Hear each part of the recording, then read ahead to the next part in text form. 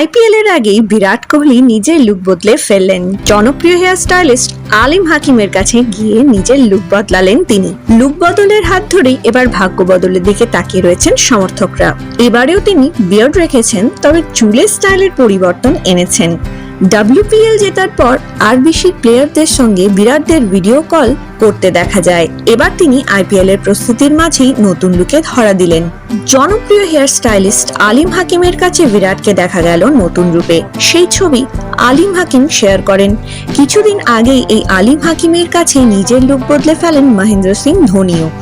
Cricket ক্যারিয়ারের শুরুর দিকে লুক ফেরান তিনি। পরে জানান আলিম হাকিমের কথা শুনেই তিনি চুল বড় করেন। আরসিবি টিভিকে বিরাট কোহলি বলেন, ফিরে আসাটা সবসময় ভালো।